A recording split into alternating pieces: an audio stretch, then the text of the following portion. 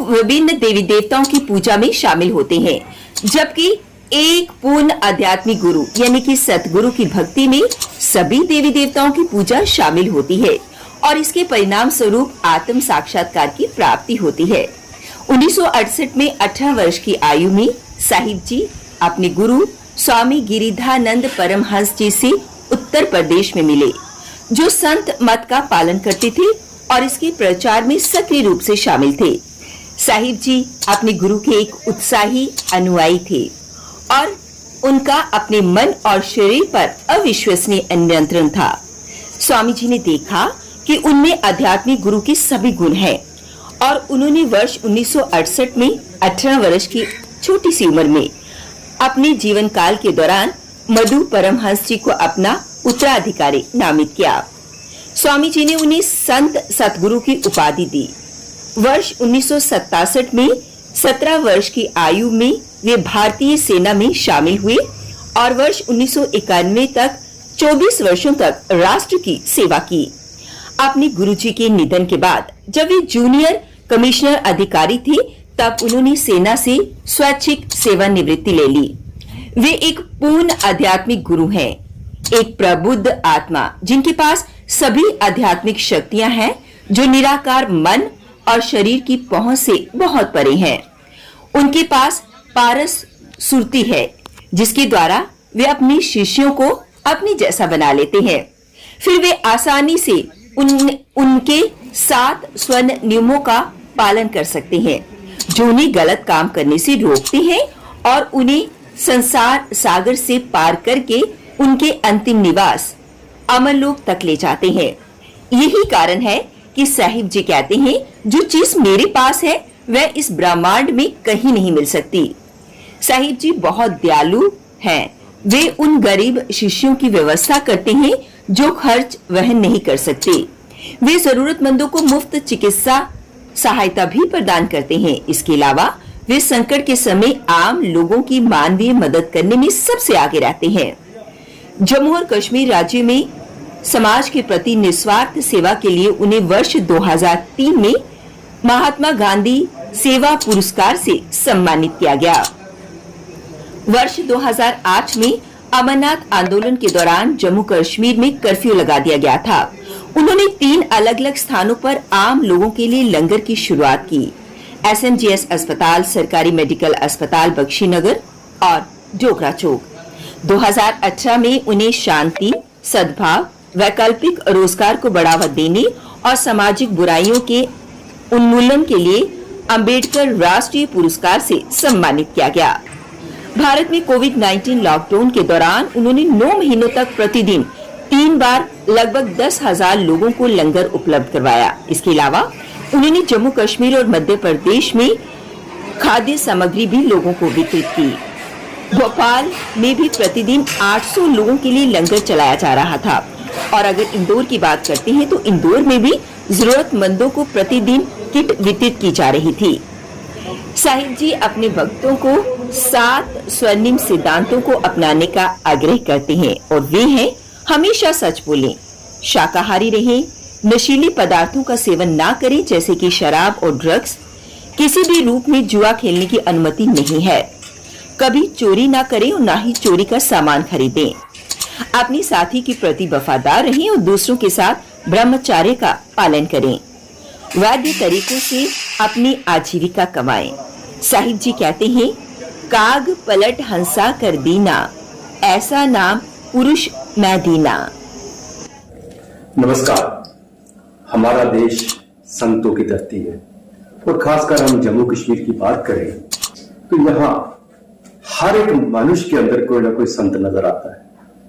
मनुष्य के अंदर जिस तरह कहते हैं भगवान जो है हर के हिस्से में छुपा हुआ है, इसी तरह हर मनुष्य के अंदर एक संत है, लेकिन संत को ढूंढना पड़ता है। तो संत की जो परिभाषा को समझना पड़ता है।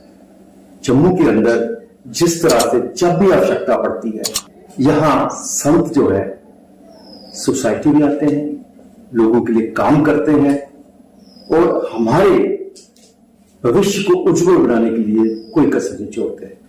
आज हमारा सौभाग्य है गुरु मधु परमहंस जी महाराज हमारे साथ हैं, उनसे प्रवचन सुनेंगे, बात करेंगे।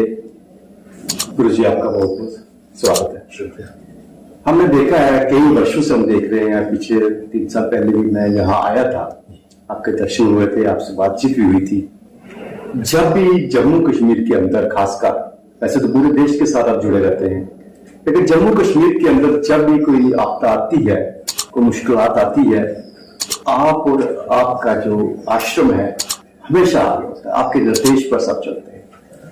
अब इस वक्त 2-3 चीजें हैं जो मैं आपसे जानना चाहूंगी। तो अमरनाथ जी की यात्रा यहाँ पे शुरू हो गई है जी, उस सिलसिले में आपदा होने के भी चांसेस बहुत होते हैं। जैसे अक्सर हर साल कुछ ना कुछ होता है, बरसात का मौसम होता है जी, और आपने हमेशा ऐसे समय में आगे आगे काम किया है।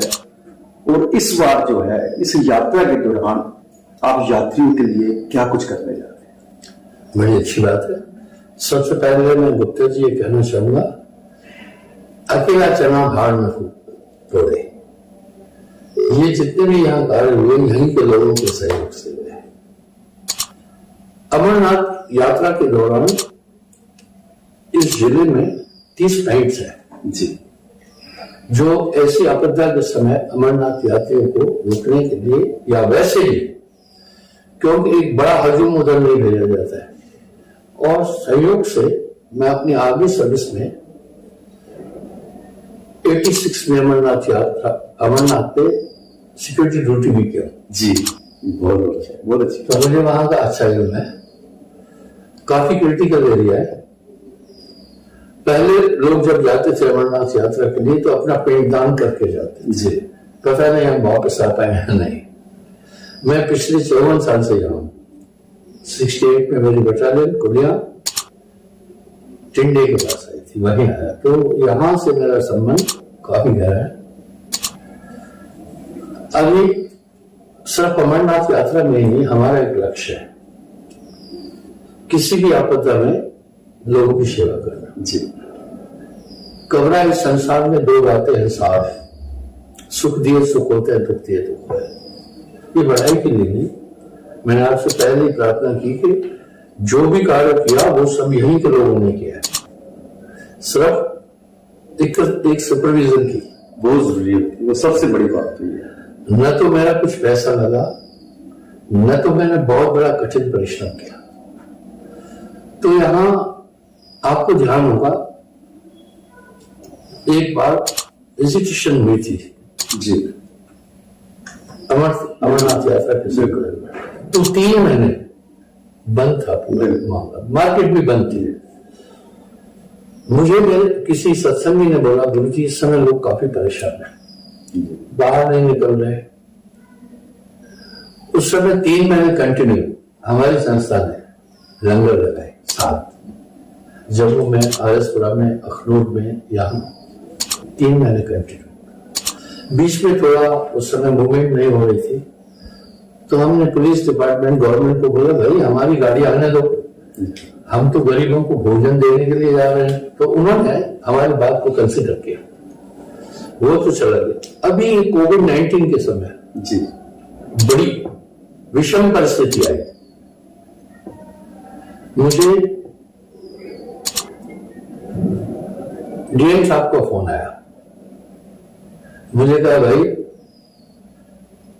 लॉकडाउन के कारण सभी दुकानें बंद है, मूवमेंट नहीं हो रही जी, तो कुछ गरीब तबका है उनके लिए आप कुछ कीजिए। मेरा करता मेरा साइया। कभी कहा कि मैं किया तो धनी सहेगा मार, मैंने कहा कहीं बड़ा उनको एक टाइम भोजन दीजिए। अच्छा ठीक है, दे देंगे। धीरे धीरे ये संख्या एक नेटवर्क होता है। उन्होंने फिर कठुआ डीसी साहब ने कठुआ के डीसी को भी बोला, अब जो भी बाहर से आ रहा था उसको 13 दिन के लिए क्वारंटीन कर रहे थे। बिल्कुल, तो वहां कोई इंतजाम नहीं था भोजन का।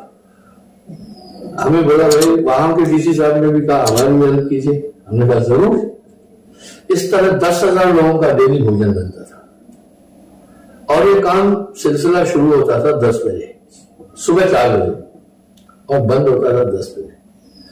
तो धीरे धीरे फिर उधमपुर के डीसी साहब ने भी बोला भाई हमें स्थान भी दो रहने के लिए, हमने कहा वेलकम। इसी तरह ये सिलसिला लगभग 1 साल पूरा चला, लेकिन उस प्रभु की कृपा से हमें कोई कमी भी नहीं, काम चलता रहा। अभी कुछ समय पहले, क्योंकि ये सभी डिस्ट्रिक्ट्स को एक आदेश है जी कि कहीं अगर अमरनाथ यात्रा में व्यवधान पड़ता है तो लोगों को वहां पर रुकने के लिए बोर्डिंग की तैयारी की है।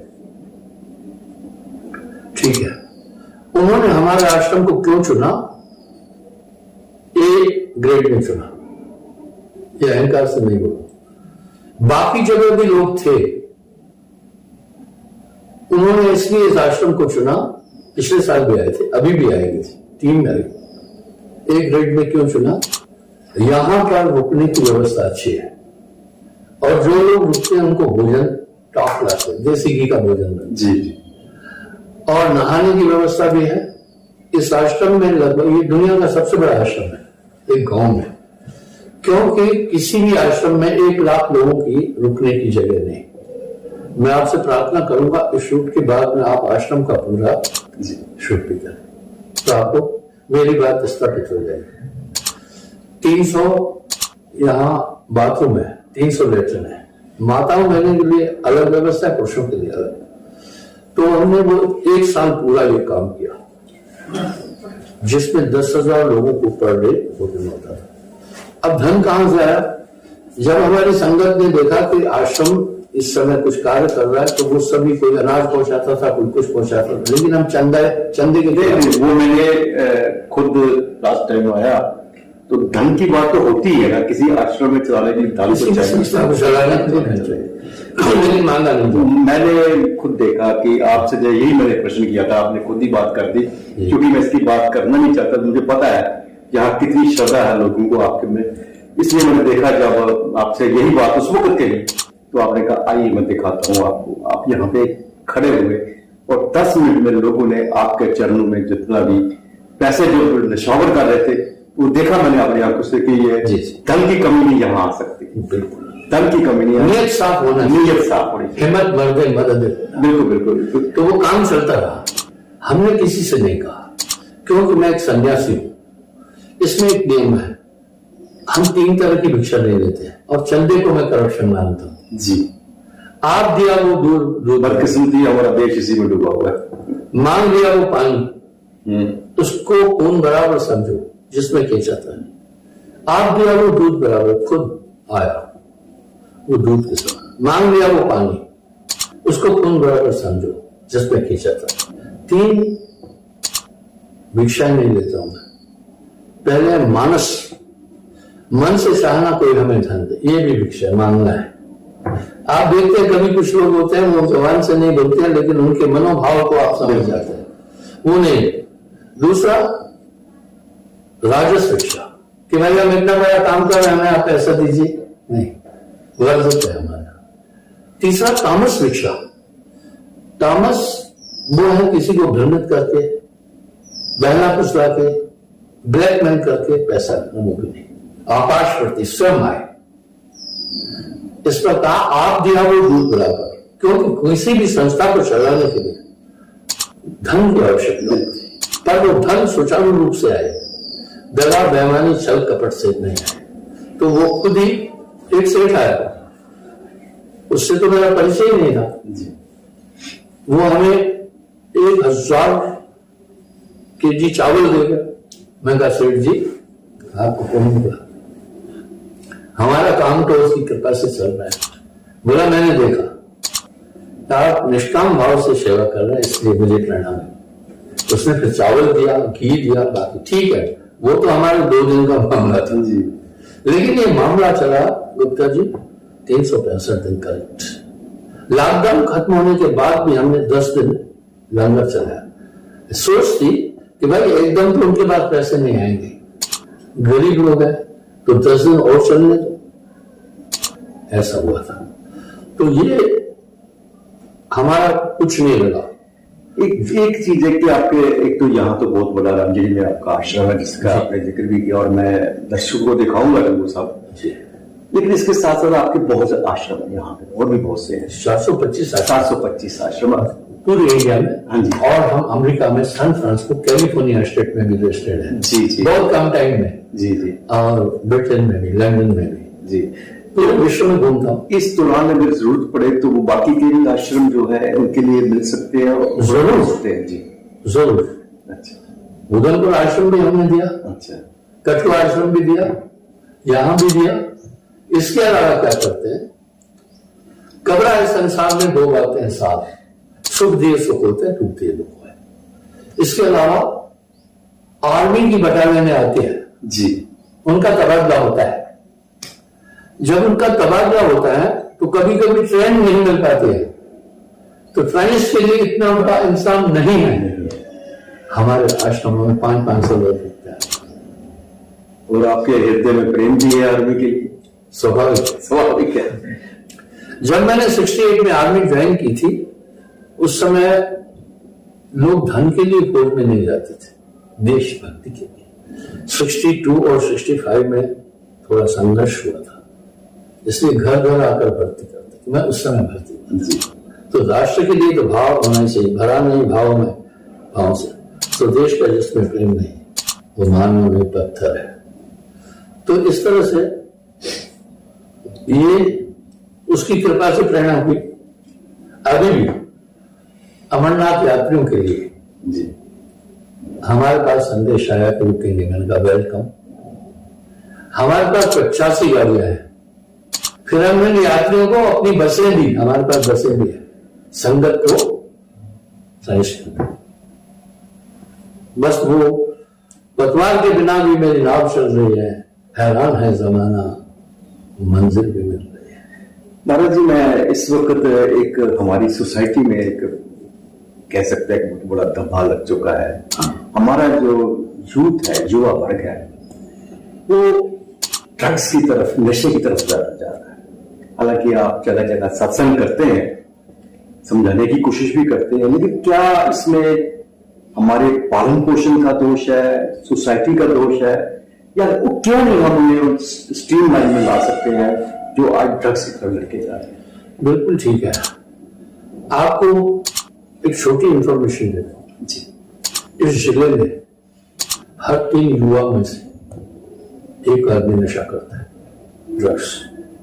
ये विदेशों से आता है। वो एक चाल है।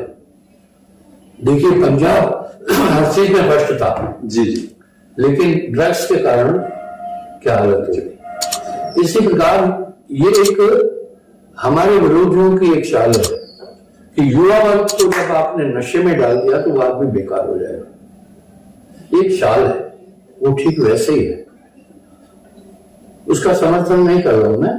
इजराइल हमास युद्ध में हमास वालों ने इजरायलियों के बच्चों को बुलाया, तो किसी ने उनसे सवाल किया, बच्चों को क्यों मार रहे हैं? बोला, ये आगे चलकर सैनिक बनेंगे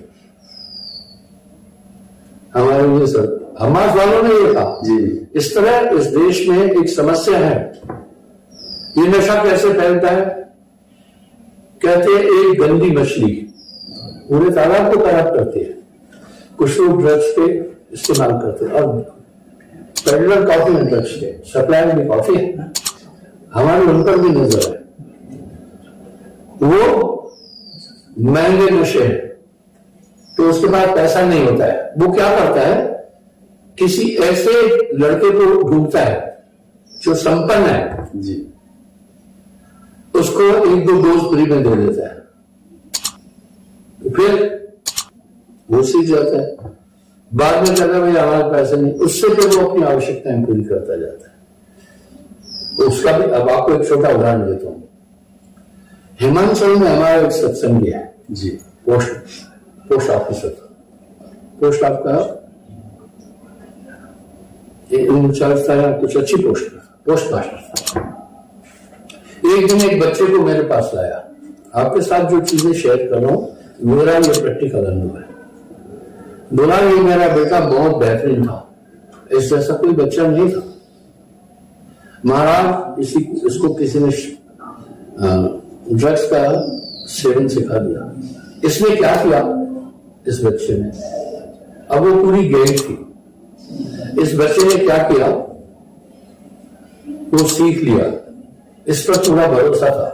ज्वाइंट अकाउंट से 12 लाख रुपए निकालकर उसने खर्चा कर दिया और मां के जेवरात भी कहीं ले जाकर गिरवी किया, बैंक से भी खोल दिया और एक पूरी टोली बनूंगा। जब मुझे जानकारी हुई तो मैंने एनसीबी वालों से थोड़ा संपर्क किया, तो जब उनका लिंक ढूंढा तो उनका लिंक जाकर के वो जहां चंडीगढ़ के पास में है जगह, हिमाचल और हरियाणा पंजाब आदि मिलते हैं, हिसाब नहीं, जहां राम रहीम जी को सजा हुई थी। जी जी जी, सिरसा नहीं, देखिए अभी जबान कर रहे हैं। तो वहां लिंक निकला, उस पर भी हाथ डाला। एनसीबी के जो इंचार्ज थे वो जानते थे। मैंने उनको कहा भाई लड़के को भी भेजा, उसने हकीकत बताई। मैंने कहा इसकी हेल्प करो। वो लिंक फिर जाकर के हरियाणा तक मिला, बाद में वो लिंक कहीं दूर निकला जाकर। इस प्रकार से एक साजिश है ये, जिसमें बच्चे उलझ रहे हैं और इस पर ध्यान देना होगा। बच्चों की एक्टिविटी पर हमें ध्यान रखना होगा और शासन ने भी ध्यान रखना होगा। हालांकि वो एक्टिव है, काफी लोगों को पकड़ा भी गया है, लेकिन बड़ी मात्रा में ये चीज हो रही है। आप देखिए ड्रोन द्वारा ड्रग्स ड्रॉप किए जा रहे हैं, आपको खैर मीडिया से आपको मालूम है, ये कारण है। इसलिए अच्छे अच्छे बच्चों को बहला फुसला कर जो पहले नशे की लत में फंसे हुए हैं उसमें घुसेड़ते हैं, जिससे बहुत बर्बादियां हो रही है नशों के कारण। इसलिए एक बच्चों की एक्टिविटी पर हमें ध्यान देना होगा। दूसरा, हमारी संस्कृति इस समय थोड़ा सा डैमेज हो रही है। हमारे जो लोग बाहर हैं वो वहां का कल्चर देखते हैं, वहां सोशल लाइफ है, फैमिली लाइफ नहीं है। हमारे यहाँ तो कुल देखते हैं, गोत्र देखते हैं, सब चीज देखते हैं और लव मैरिज नहीं होती थी। और गुप्ता जी मेरा मूल्यांकन है 90% लव मैरिज फेलियर हो जाती है। बिल्कुल, दोनों में शंकाएं रहती। तो कल्चर थोड़ा धीरे धीरे भारत का, हमारी संस्कृति डैमेज हो रही है। इस साइड में हम बहुत बड़ा काम कर रहे हैं। आपने पूछा, हमने लाखों लोगों का नशा छुड़ाया है। जी, वही मैं आपसे जानना चाहूंगा। लाखों लोगों का, उनसे वादा कराकर तब दीक्षा देता हूं। जो यहाँ आता है साथ में हम बताता हूँ, सत्य बोलना, मांस न खाना, शराब न पीना, परस्त्री गमन न करना, चोरी न करना, जुआ न खेलना, अपनी कमाई खाना। आ जाओ, फिर उन पर अमल करने की ताकत भी मिल जाती है संबंध से। इस तरह हम इस पक्ष में भी लगे हुए हैं। हम क्योंकि परहित सरस धर्म नहीं भाई। काफी लोग, एक बार एक माता आई, बहन जी थी, मुझे कहा साहब जी हमने तो आपका सतलोक देखा नहीं, आपने मेरा घर सतलोक बना दिया। मैं कहा वो कैसे? बोला मेरा पति रात को मिस्त्री था, आता था, साथ में 2-4 फ्रेंड भी रहता था, दारू पीते थे रात भर और बच्चों के लिए कुछ नहीं हो पाता था। मैं कुछ कहूं तो मारता था और उसके साथ जो आने वाले थे मुझ पर भी कुदृष्टि रखते थे, बेटी कर दी, पर बंदा उनका मित्र था। जब से आपने दीक्षा भी छोड़ दिया गुरुजी, मेरा घर ही अभी सतलोक बन गया। तो इस तरह हम समाज की सेवा में जुटे हुए हैं, हमारा कोई प्रयोजन नहीं है। उनके लिए आप माँ बाप के लिए या युवाओं के लिए आप क्या मैसेज दें? मैं ये मैसेज देना चाहूंगा, क्योंकि माँ बाप को भी इस क्षेत्र में बाहर आना चाहिए, बहुत जरूरी है। मैं आपको एक उदाहरण देता हूं। चंद्रगुप्त को उठाया था चाणक्य ने। बिल्कुल, चाणक्य ने चंद्रगुप्त से एक बात कही, बुरा आता था जो समाज को कष्ट देने वाला है उसको किसी भी तरह मार दो, अगर भगवान है सोते में मार दो। ये चाणक्य ने थी। जी जी, सोते में नहीं मार सकते तो उसको पाइजन दे दो, स्लो पाइजन देकर मारो, तभी भी नहीं मरता है, कोई बात नहीं। उसने 7 विष कन्याएं रखी थी जी, बहुत सुंदर थी, उनसे जो संसर्ग करता था मर जाता था।